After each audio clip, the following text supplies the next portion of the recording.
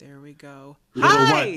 Little what? You can't just say, there's my little on a podcast. My little microphone. Fair enough. Fair enough. Holy cow, I What haven't a, seen you in forever. I was like, yeah, I think I texted you yesterday and I was like, I feel like it's been a month and it's because it's been a month. It Like, actually has been a month. it's been a whole month. Oh my god. We're recording so many times this week. But like, how Mhm. was your time home? How were your holidays? It was good. The child is 8.5 months old now, so he's like zooming Yes. around in the walker and just like talking to himself. And he makes like motor noises when he goes. So Oh, he's like I running love around in the that. walker and he's going, "Brrr." He's so fast. Yeah, it's a lot of fun. Yay. Yeah. Did you like actually take a break from work? Yes, because I had no option to even be able to do work. It was all like With the child? baby. Yeah, right. It's like the child demands so much attention, and then like helping out with stuff on the farm and taking care of the horses. So just kind of back and forth. Um, I worked a little bit, but not that first week. So we had finals Okay. week. I didn't do anything. Just kidding. I had a meeting. Ha, just kidding. Because like I think that Monday after finals week, I had four meetings. Because I had three interviews that I had to run for our Oh, wow. technical assistant position, but we Oh, hired really? somebody. So Oh, that's yeah, good. That's good. yeah. I was trying to get it done as quick as possible because you know HR. I know. Well, everyone was leaving too. Jack wants Right. to make an appearance today. Hi, buddy. He Jack is can't so hear excited. me. No, he can't. Even You've if you got were your here, headphones on. even if you were here, he couldn't really hear you. No, but it was good. And then I took the rest of the week off and then just did a little bit the week there. I came back last Monday Mm-hmm. and I've been recording videos for my one class, re-recording them because it's been like since COVID that Yeah, like I've had recordings. sure. Um, so I'm doing like three a day, and I'm taking today and tomorrow off because of the Winter Teaching Institute stuff that we're doing, and I'm like I'm gonna give my voice a rest, and That's a good that's been idea. nice. Speaking of which, I still have my Winter Teaching Institute presentation open behind you, so it's That going that was great.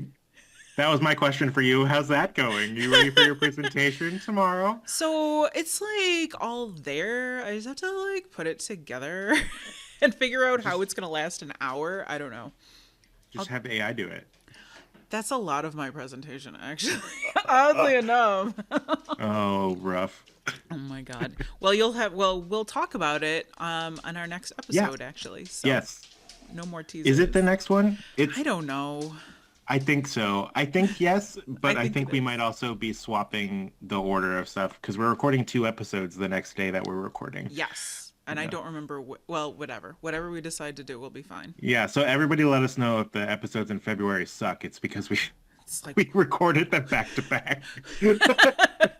oh my God, I think I might do an outfit change between our morning and afternoon one just so our viewers, I don't know. Hmm. I don't know. I've thought about doing that, and Really? it's, but I also because I'm recording three lecture videos a day, right? Oh, And so I'm right. just kind of sitting here for like two to three Yes. hours, and I'm just like, it's fine. They're just used to like, I have the same flannel for three videos. I almost said three episodes, three videos, and then it's different. You can actually Or, watch the sun come up like as I'm recording, like across that's them, really like it's funny. just sequentially brighter. Or are they like, he has three shirts? Like, this is what's happening. Community It's maybe. college faculty. Three shirts it is. At least six, I think, at this point. But yeah, Proud of you. Christmas yeah. was good to you, I see. That actually is something that I should keep in mind because I am doing this over 2 weeks. I think I should at least have a different flannel every day. I've got Agreed. 36 things that I need to record, so it's at least 13, 12 to 13 episodes, or sweet Christmas, 12 to 13 days. I should have 2 weeks worth of flannels that'll be different. Now I got to go back and rewatch. These are some first world problems, my friend. I love Yeah. it. Because I've been recording stuff, and these are usually like 50-minute class periods, but I am done and I go to upload the videos. They're all like 30 minutes. Like consistently, they're all 30 minutes. Yep. And I'm like, This is interesting. It Like the fact is. that, yeah, because like I don't go through and do the clicker question stuff that I have in there. Sure. So like they like that, I'm just like pause your video here, blah blah blah, and then there's usually a problem at the end where I'm like, okay, like pause your video here, work through it, and then like come back and you can watch me do it. Yeah. So it's wild to see that like I consistently have like a padded 20 minutes in my classroom for like conversation for students to do stuff and just to be able to interact and work through stuff with them. All the things that we're going to talk about tonight, oddly enough. Yeah, Beautiful that's true. segue. Beautiful. So where the well, I mean, we're backing the bus up though because like where the heck were you? Where were you traveling? So, I had like a crazy break because so I hosted Christmas with for my family, and then like 2 days after Christmas, I had a major life event that I'm not sure that I want to talk about on here, but it was like a good Don't thing. worry about It it. was a good thing. Actually, I think we should talk about it this weekend over like wine or something. Oh Or, yes, please. oh, and have you ever, side note, have you ever mounted a television? Um, no, because Okay. I get stressed out about hanging a TV from a wall. Well, that's what I'm talking about. Like hanging Yeah, a TV. Okay. I don't want to. Okay. Like I don't want to be responsible for the securing a like television to a wall. Well, then I'm gonna have to call my brother, but that's fine. So Oh, I will help you if that's what you want, but we'll do it before wine. yes, order is very important there. You've So got some stud finders. We'll figure it out. I Yeah. do. It's fine, and there's already a mounted TV there, but like based on my major life change, there's now a much bigger television that has to be hung. So Okay. I think you can do the math. I think I can you help. know anyway, I but am aware yeah, of your life. Yeah. it's true. So, I spent like a lot of that week really like getting ready for that and then like Hmm. doing all of like the prep work that you usually do before a semester because I wanted to like go away because Hmm. I knew I was traveling, and by the time I got back it was going to be preview week pretty much. And preview week, for those of you who don't suffer through it, is like a week before your class actually starts. Students have the option to kind of, especially for online classes, to kind of toy around in preview week and play with your class and try things out. So I had to get all that done between Christmas and like a couple days after New Year's. Yep. Yep. Then I left and went to California with my two daughters for a week, and it was phenomenal. Where were you? Because it's a long state. It is a big state. So we flew into San Diego, and then we Okay. stayed in Carlsbad, and we went to the La Brea Tar Pits one day. We went south and saw the Wall one day, where there is almost like in a dystopian way, there is like a premium outlet center on the American side of the Wall. It's so weird because you're like in Mm, an Orange Julius and then you see the Wall. It's very strange. yeah. And then we went to I will say I think it's like the same size. It's very similar in terms of how Canada functions because most of Canada is right along the border. So like true, at least true. where I'm from, there's like nothing at the crossing on the American side, and then there's like a whole thing on the Canadian side. It's So true. It's fun. Different borders, very different borders, but same ideas. it's true. It's true. So then I went to Joshua Tree National Park, which Mm, I've never been to. that's a nice place. Yeah, and then I just, oh my God, we found a Bills. This is going to be airing later, but we found a Bills backer bar in San Diego so we could watch the wild card game, which was such a good game. And I hope this is only the prelude of things to come for the Bills in playoff season. But anyway, very Well, excited. that's my cue. Anyway, Yeah. So, and then we flew home. This morning, in nice. fact, I think we got home a little bit around 1 a.m. So here we are. I am Great. caffeinated and ready to talk about Dee Fink. Yeah, that's great. Yeah. So we're going to be talking today about designing courses for significant learning in the age of AI. So welcome to Coffee Break Classroom. Welcome, everyone. This was a bit of a longer lead in, but again, we haven't seen each other in forever. Sorry. Yeah, I mean, for you, this has just been 2 weeks since the It's last time true. you listened to us, but for Amanda and I, it's been a whole month. It has. It has. So, can I tell you something interesting? I took a Yeah. class sorry about the sound here, last semester in the fall. And the textbook we used for the class was called Understanding by Design. And it's by Grant Wiggins and J McTighe, I guess. I'm probably pronouncing that wrong. Anyway, a whole bunch of the stuff in here was actually about backwards design. And Oh, nice. I was surprised to learn that there was so much overlap between a lot of the backwards design in there, and like, but they didn't, it was, there were different authors. They didn't talk about Fink. And Like they didn't call it, did they call it backwards design still? yes, Okay. yes. So it was super interesting. And that may be part of my error that I didn't note that they, but I didn't see a big reference to Fink at all. And so in one of our discussion forums, I was like, well, this, when I have learned about this, is connected to the research for Dee Fink. But that's something that we do a lot with our first and second year faculty in our Yes, it is. onboarding program. Yeah, I think even the first it's the first thing that we do with our first year faculty is take a look at some of the thing stuff, because for sometimes what happened? I forgot how to talk. New year, new language. It's been so long. You're starting your job here and you have never ever taught before. So it's kind of a crash course on like putting a class together last minute. It is, yeah. And so I first learned about Fink, I think I was like 10 years into teaching, to be honest with you. And I signed up one summer.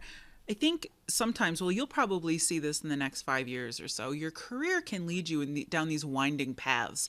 And I was like 10 years into teaching, and I realized it had been a long time since I had done anything just focused on like just teaching. There's so many other avenues.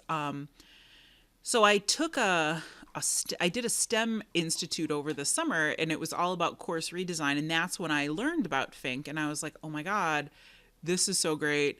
And I have to change so many things. And so I did. And I don't think that necessarily backwards design, it's not the be all end all Right. of teaching, but nothing is. So, Right. but so It's powerful. another tool in your toolkit that you can kind of do something with to the extent that it helps you. As Exactly. I think, yeah. Yeah. Yeah. So what is backwards design? Yeah, thank you for leaving this to me because I did not have as much time to think about the rest of the things. So the more that I can talk now, the more I can pull my own weight for this episode. Sweet. But the idea of backwards design, big picture, and I actually pulled up the slides that I did from somewhere. I think for our second year faculty series this past fall, it's the idea of starting with what do you want students to leave the classroom with? Like that's where you start, right? You start Yeah. at the end of the course. And then you kind of work your way back to then think about, well, then if that's what you want students to leave with, what are you going to assess and how are you going to assess to make sure that they are doing those things you want them to leave with? And then if this is how you're assessing, then what are the teaching and learning activities that you want to do? Yes, I think that order is super important, and not always the way that we design classes if we're not thinking about it in an intentional way. So you start with your learning objectives. What do you want students to know? And then how are you going to know if they know it? So that's your assessment. And then now how are you going to teach it to them? And that's your active learning strategies. I think this was the biggest thing for me when I was redesigning my course, like as soon as we were back in person, and I was doing all the changes for the grading practices, and I'm like, overhaul city time. Yeah. And I was like going through and thinking about like, what are my learning outcomes? Like, what are the things that I want Yeah. students to be able to leave with? And that allowed me to like free up so much space. It allowed me to really think about like being intentional in every single day of the classroom in terms of trying to meet something that I want them to take away. Yeah, I think a lot of times we can also be out of alignment with our assessments. So, can I tell you, every time I design a class now, I literally will, in the morning it'll be coffee, or in the evening it might be a Hmm. glass of wine, but I'll sit there with like a notepad, and like we all have sort of formal course learning outcomes, and depending on your institution or your class, you may have between like, I don't know, 7 and I've seen as many as like 18, which I think is bananas, but that's for another discussion.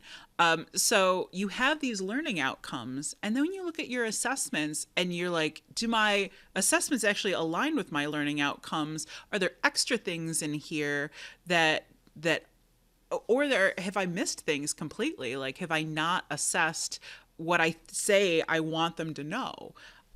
Hmm. That's why it was super helpful for me because when I'm going through and starting to think about retakes, like I want to make sure that the exams are assessing the same set of learning outcomes, even Yeah. if the questions are different, and then I'm Yes. hitting all of the stuff. Like I want to make sure that one exam is not heavier in one area than another one. So like that was really useful for me. And now I feel like I really have this nice thread all the way through my class in terms of like what we're doing in the classroom to what's being like assessed. And Yeah. it's yeah, it's very nice. So, and then the thing about active learning activities. So, I will say that a lot of times active learning will get a negative rap because people will say, I don't have time for active learning, right? I have so much content. I don't have time. I don't have time. And I think that because most faculty learned by lecture, right? Hmm. And so lecture is the most efficient way to deliver content and is also Hmm. the least effective way to deliver content. So Most efficient, most least efficient, effective. least Yeah, effective. Yes. yeah. So then thinking about those things, like just because you say it doesn't mean they know it or have learned it at all. This dog is unsure of what he wants tonight. He's already gone out to play, but he's going out again, I guess. Perfect. Sorry. Whoa. And now that's doing the crazy camera thing. Okay. And we're back. So, so yeah, not effective. Not actually teaching. Just saying words.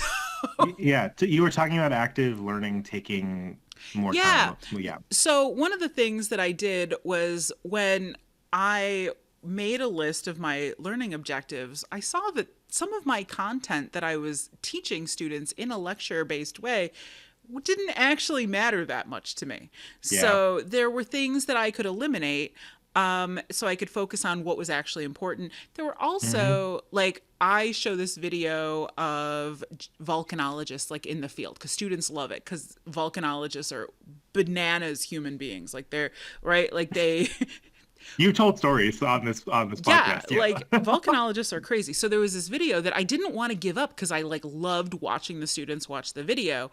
Hmm. But then I realized that the questions I was asking them didn't align to any of my learning objectives. So all I did was Hmm. I changed the questions so I could still keep that piece that I really liked, but I reused it in a way that was more useful for my actual course design. So Yeah. it You all tied worked. it into the idea of being significant learning. Like you made it a Yes. significant learning piece. Yeah. Yes. And so I think that's what is really cool about Fink is that he talks about that there are six different categories about the what you need to make learning significant for your student.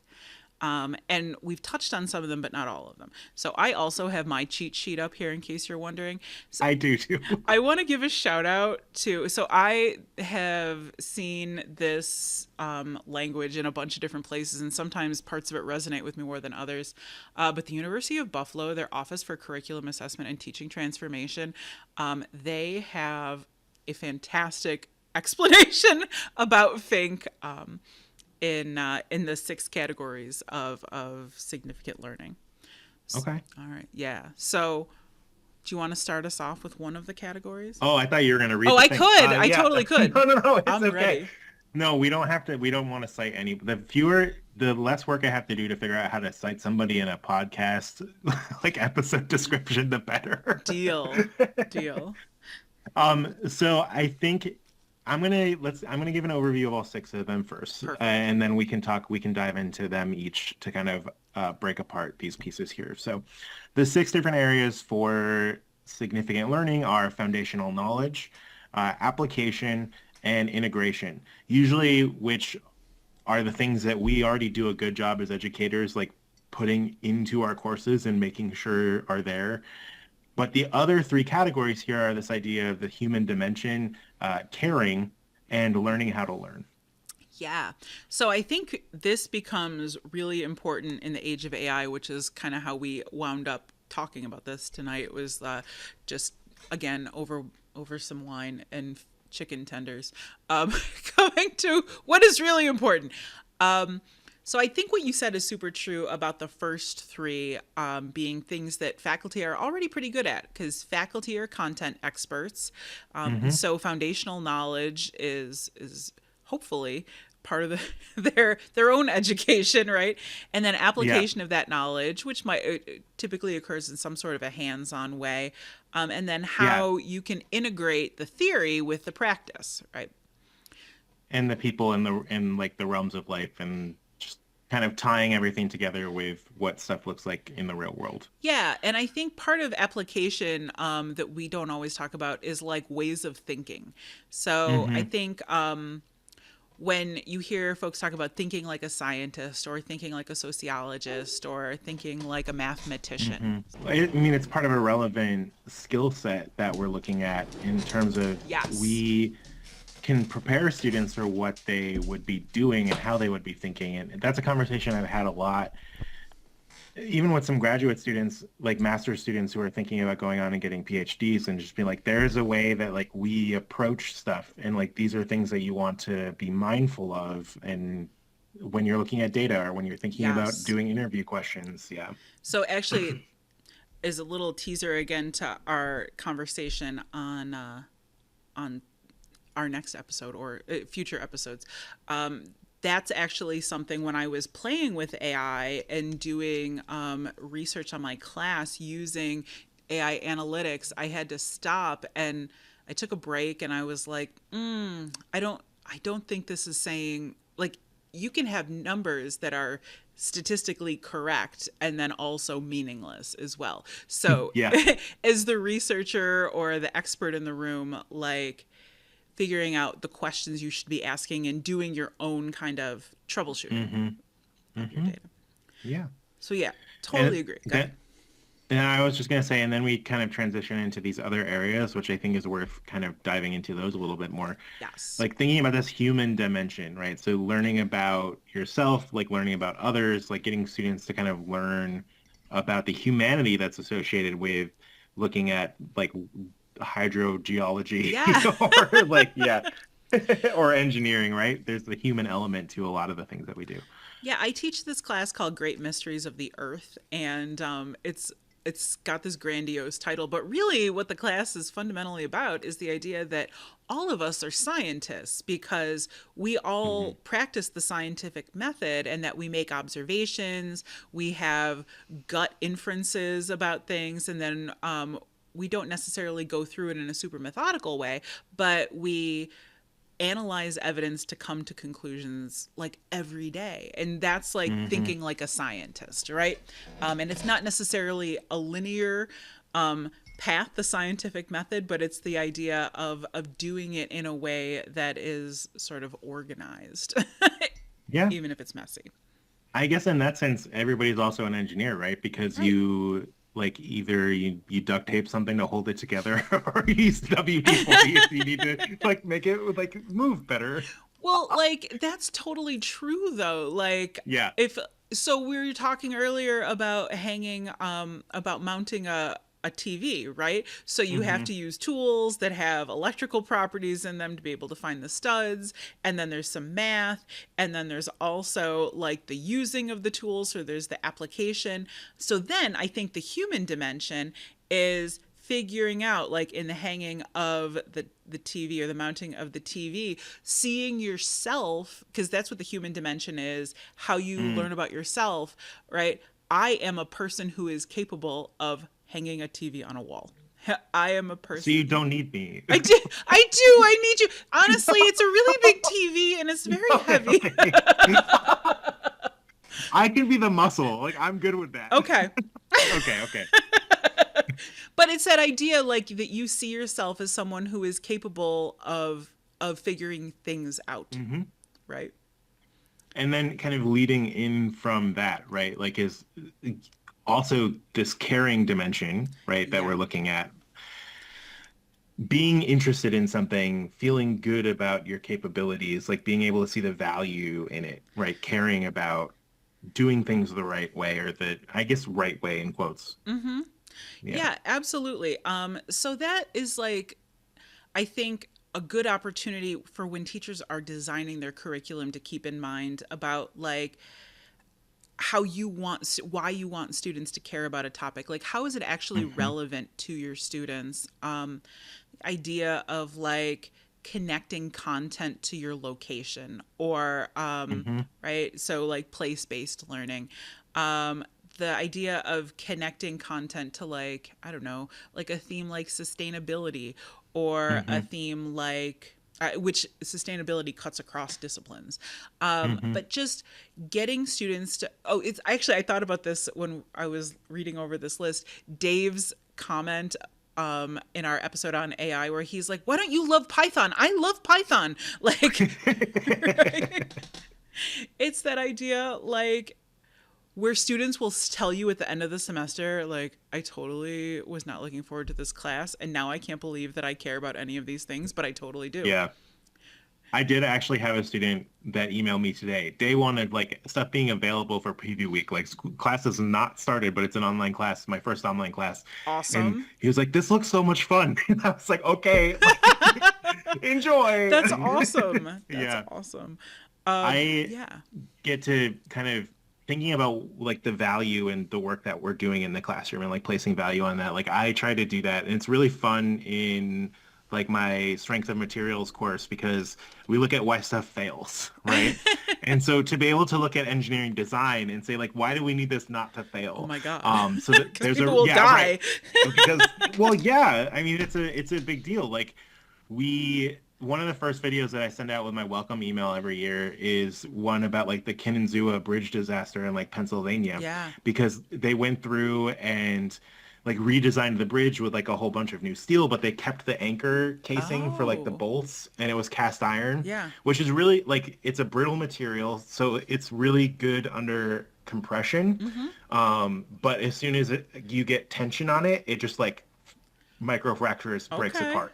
And so what happened is a big windstorm came through, lifted up, like created a bunch of up force on the bridge, which then created a whole like Tension. Yeah. cascading failure all the way through all of the bolts, and it just got wiped down. And like nobody was hurt because it was like the train tracks were not being used. Yeah. Oh, But good. like it's a huge design thing that like you get people to care about this is why this class matters. So there is this great story also in Pennsylvania. Oh my God. It's about, there's a flood. I feel like it's called like, I'm gonna screw it up. It's like the Johnstown flood dam failure. And there's a town, or was, in Pennsylvania. Oh, Yeah, this is like the greatest loss of life in US history in like because of a natural disaster actually.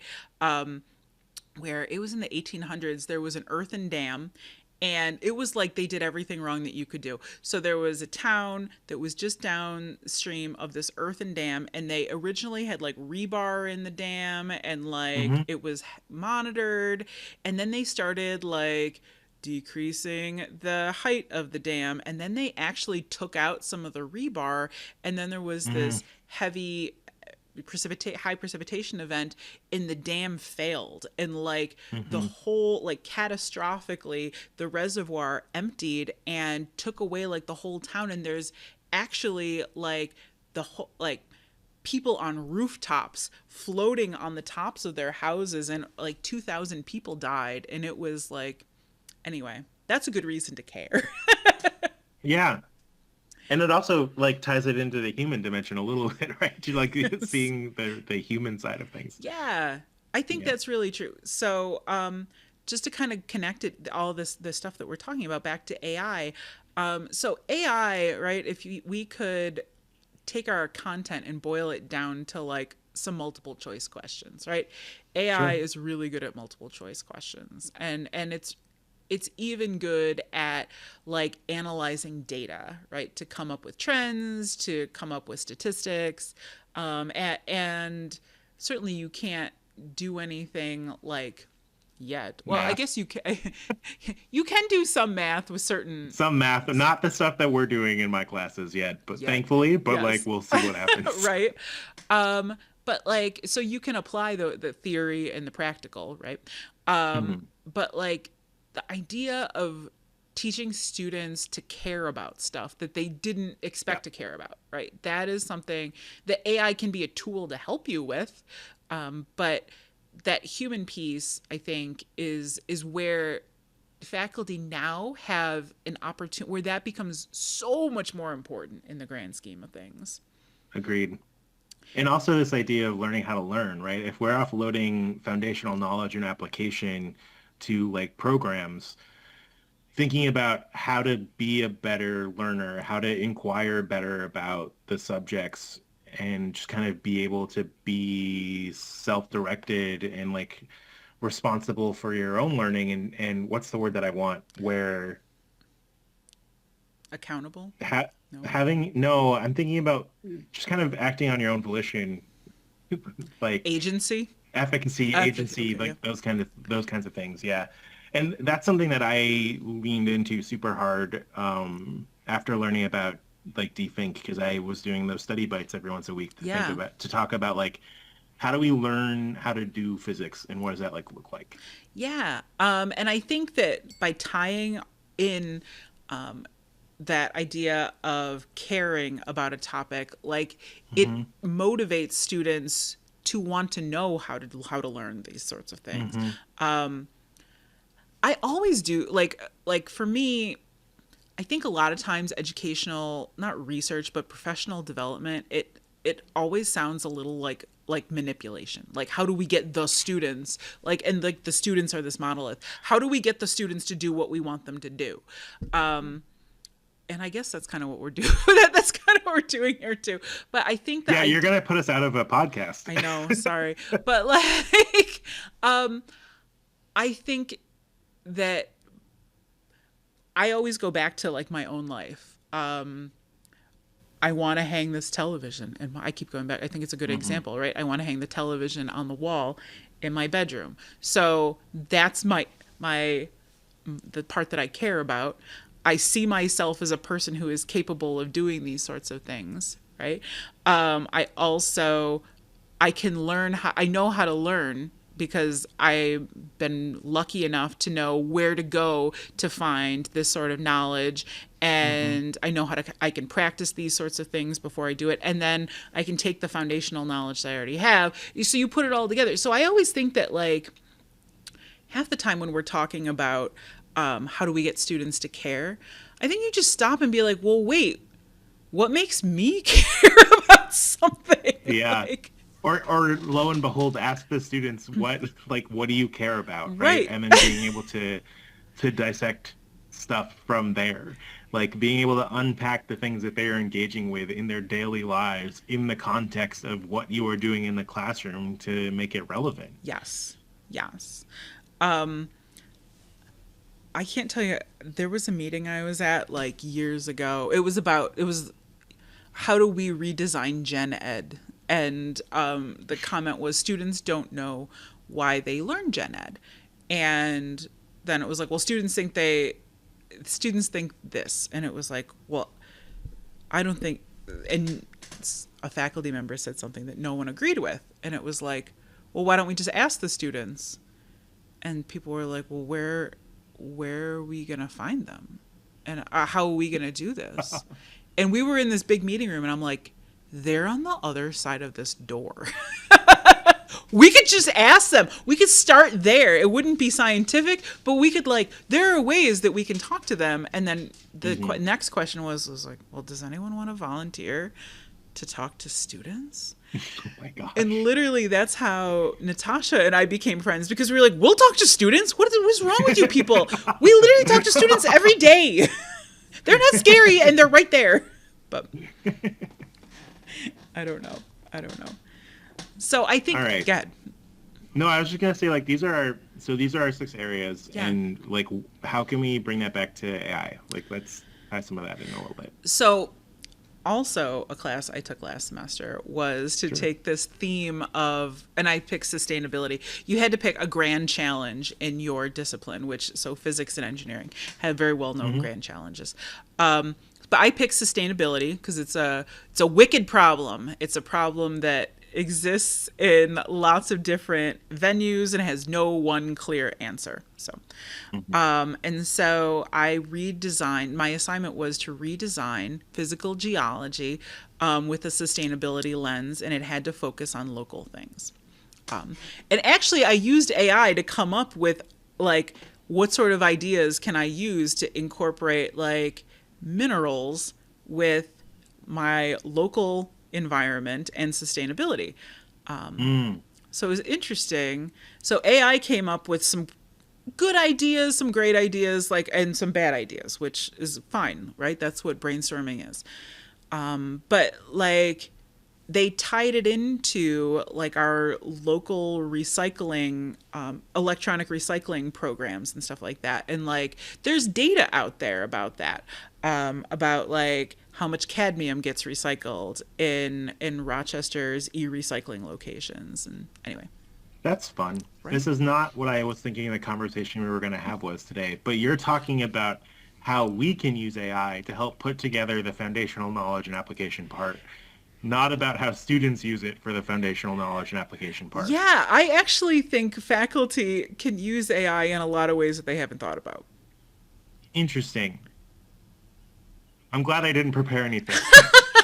Well, no, I could, you know me, I could talk forever. So No, I no, could it's talk fine. about both of I these. was just thinking about like if we're kind of offloading some of the my thought was our conversation. And maybe there's two sides to this that or we can walk kind of down both paths, I think, Yeah. because they're intertwined, right? Yes. But the idea is like we as faculty are offloading some of the responsibility of foundational knowledge and application onto students, which now I'm seeing where you're going with that, right? But I was thinking about it along the lines of like students are using it for those two categories. Yep. And then we then have more time as faculty to focus on the other aspects of things, or at Yeah. least that it's now imperative for us as our Yes. job. Yes. Like now that the foundational knowledge and application can be handled somewhere else, Yep. that in order to make sure that we are doing a good job and that like students are getting what they need, our job in the classroom now is about how connecting things with them, like getting them to like learn about themselves, how to learn,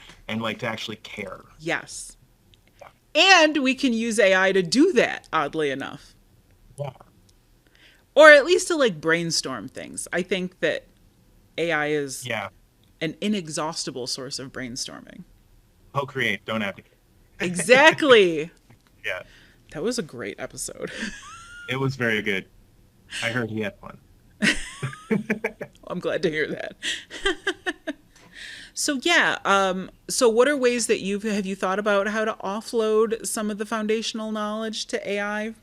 I mean, I have is I and I was talking about this in the last episode where like I have used this in terms of like creating some new lessons and like that's kind of what you were just talking about.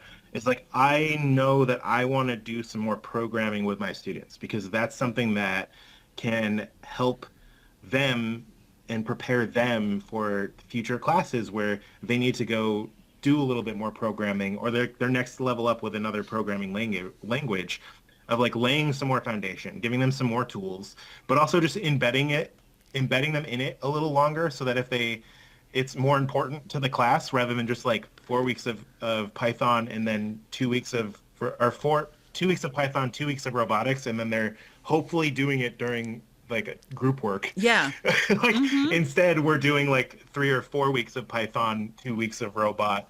And like so it's more important to the class. It's more integral to what they're doing. So I'm coming up with some extra assignments and I am not a programmer. I'm also not an engineer. Yeah. So I'm thinking about like I want to I want to have some programs and I want students to be able to create different programs that are engineering related because most textbooks out there about how to use Python or programming languages are, let's talk about creating a group of things related to pets. And then like dogs are one type of thing and they have these types of associated factors and cats are one type Oh. of thing.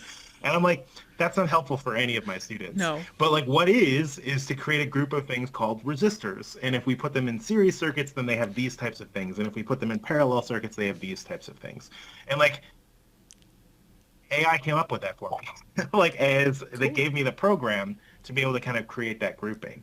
And I'm Nice. really trying to avoid all of the buzzwords for this because I know people listening to this are probably not doing any sort of programming in their real lives, but that's the general idea. Yeah. So I think that because of AI now, I was listening to a podcast recently and they were talking about we should be demanding, like, AI should actually make student work better, like across the board. Because, like, I think you said this in our episode, like, you said writing is over. And it's not that, like, writing is necessarily over, but I know what you're saying. It was a question. Right. Is writing Is done? writing over? Are we done with writing? Yeah. But like students shouldn't, like, that shouldn't be a big part of our grading anymore if it ever was. Like grammatical errors and syntax should not be a part of our grading anymore. And like there are, like, we should be embedding tools in our assignments where students are creating things rather than Yes. regurgitating or like solving the same problems that have been solved for like decades. Like, how do we look at these problems differently now that we have this like robust tool that can do calculations, can do summaries, like summaries, like so much faster than we ever could have before. Yeah, because we can spend some more time around that, making it meaningful now. Yes. Yeah. Yes. We And get that was the nice part. No, go ahead. That I was gonna say that was the nice part for me, like being able to just like have AI come up with some different code examples about like how this type of code is applied to engineering or how like different types of functions related to engineering. And like I was able to then build some assignments around that and actually build in some new like ideas that I hadn't had in the class before because I'm like, oh, like I'm seeing where Right. those are coming into play, like that students might see those later, and I hadn't thought about those before. Yeah. So for me, like, students typically take physical geology not because they are passionate about science or even have any real idea about what geology is. They just know they don't like chemistry or physics. And Yeah. bio classes are usually really competitive because you have the pre-nurses, pre-farm, Yeah. pre-med folks, right?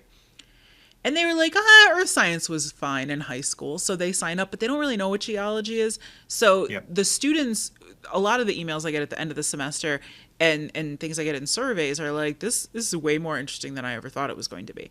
So, which I'm like, I mean, that's like, what do they call it? Like a left-handed compliment, but thanks. Yeah. So Backhanded. backhanded, not left-handed. Okay. Sorry, left-handers, don't come for me. But like, I think our opportunity here is to increase understanding in our disciplines and interest in our disciplines, and then also to change mindsets to become a little bit more, oh my God, not fixed, but more of a growth mindset where people now, like, maybe they are really bad at math, or maybe they not bad. No one's They bad think at they're math. bad at math. Yes, Yeah. they think that they're not good at math. But you don't have to be good at math anymore to be able to do rates on Right. AI. And then What now you have what the matters numbers. How do you interpret it? and what matters is to know how to think like a mathematician. Yes. Yeah. So no longer is conversion factors or something like that a stumbling block to people being able to demonstrate that they know the material. They just don't know the math necessarily that might be part of the material. We're gonna make Calc 2 obsolete. Calc 2 has been obsolete since it was invented. I'm just kidding. I'm sure so. I kind of tell my students that. Do you? Yeah. I'm just like, there's nothing that you actually need in here that I've never in my life used anything from Calc 2 because it's all in an integral table somewhere. Yes. Like, yeah. Shh, don't come for us, math teachers. I don't know if they listen to this. I don't know. I hope they do. I know some good math folks. Oh, Yeah. for sure. For sure. Yeah. Well, no, I mean, like, there was a big math education research community. I don't know if they've discovered us yet, but, like, yeah, I used to hang out with them. The math research community is, like, actually robust, to use that word again, right? They're serious. Yeah, they started at the high school level and then, like, expanded out into college, which is, like, the opposite of the physics education research community, which Okay. started at the college level and then went into high schools. But like yeah, they one of the funny things is they joke about it, but I think it's true. Like they figured out subtraction. Like there's nothing else that anybody We're needs to do good. with subtraction. Like Right. they've done all of the research possible related to subtraction, and so they're done with it. Let's move it along here, right? Exactly. So, yeah, I think then what AI can't do is necessary. Like, so Hmm. it can.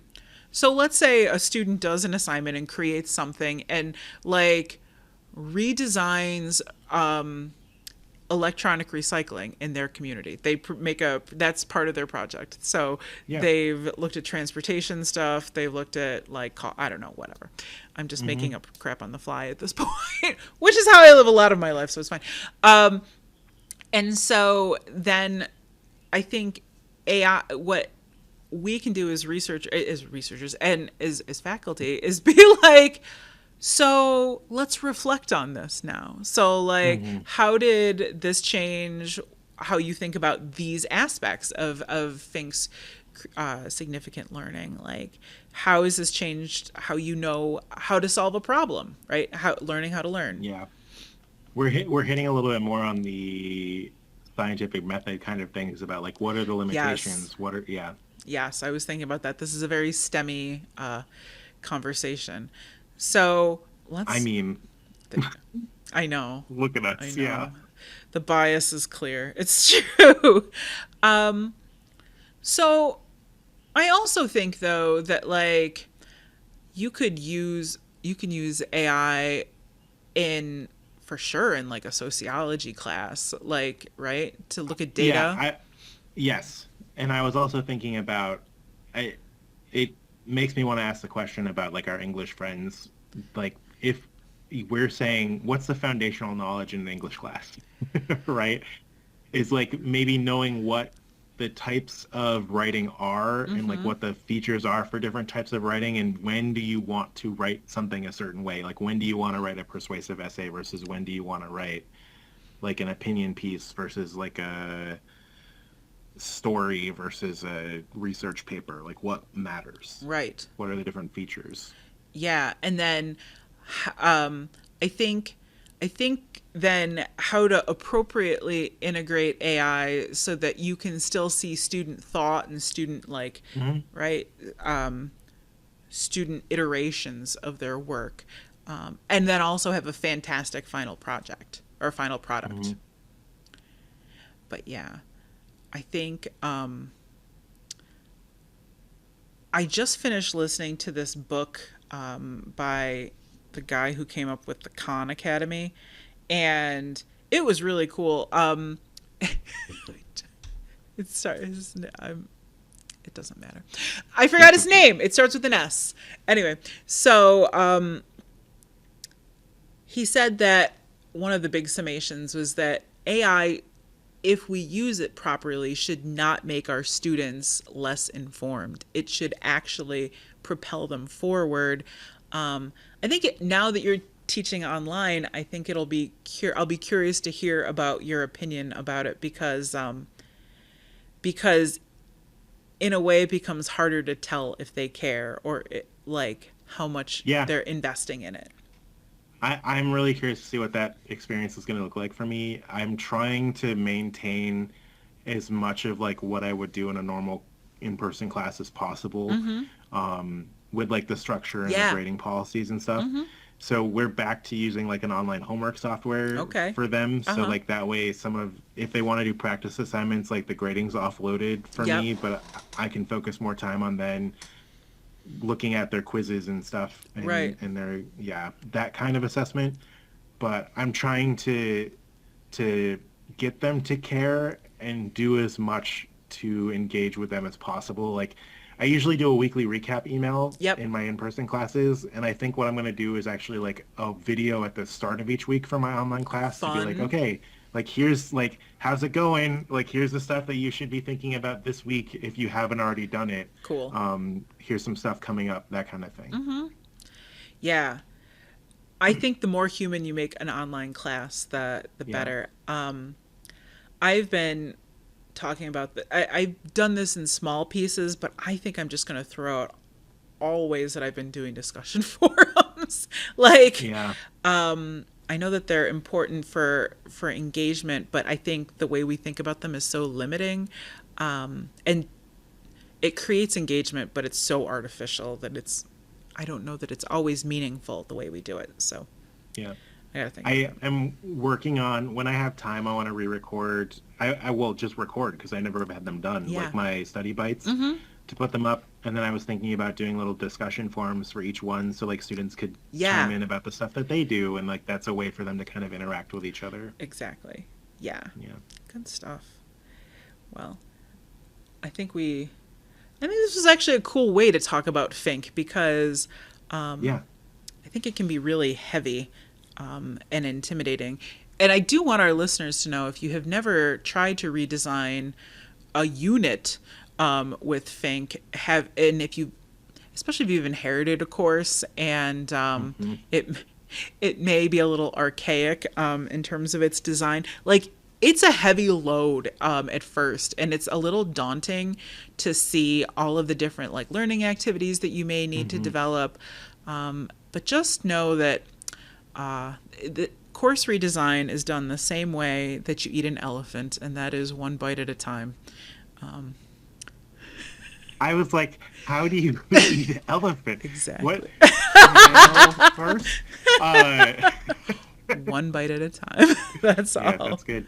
I think it's also useful in the sense of looking at, even if you're just teaching something the first time, because putting something together the first time, even just Tons not of work. it, but have to put it together the first time, it's tons of work. And like, if you don't know anything about course design, you're just like, okay, what's the textbook say? I'm going to put some slides together. Yes. Like, that was me. Yep. That was me 3 days before the semester started. For sure. Like, I have this content to cover. And going back and redoing it later from the lens of, what are the things that I want students to walk away with, was really helpful for making something significant. And then I get to communicate that to students. Here's the thing that I want you to walk away with, and then they know what it is that matters. And sometimes the first time you're designing a class, you may not have all those answers. Right. Like, what do I want students to walk away with? Like, you do the best you can, and then give yourself some grace. I do remember the first time I was doing this in the first year faculty series. Ooh. Yeah, because it was the first year faculty series, and Gina was like, come up with some of these learning outcomes for the other dimension, and I was just like, okay. Like, I was just like, I want students to be confident in their ability to do physics, and I'm just like, what do I do with that? How do I assess that? Right. Like, Right. Yeah. I want students to learn to be good team members. Like, easier to do in person than it is online, but like, and hard to assess. Well, Yeah. and maybe you don't want to quantitatively assess it. So, Right. Agreed. anyway, good times. Yeah. Thanks for joining us, guys. And Yeah. we'll phase out the. I like when Dave said, and if you guys are wondering who this Dave is we're mentioning, go back to our episode on Dave Gadoo, and the title of it. If you don't know who Dave is, what are you doing? You missed an episode. You missed a episode called Co-Create, Don't Abdicate. And I think Dave said one day in the future, we won't go to conferences and it'll all be about AI. You'll just go to a conference and AI will just be a tool, like a calculator, that they'll talk about using. And that's it. Yeah. Cool. All right. Well, thanks for joining us. Bye, everybody. Bye.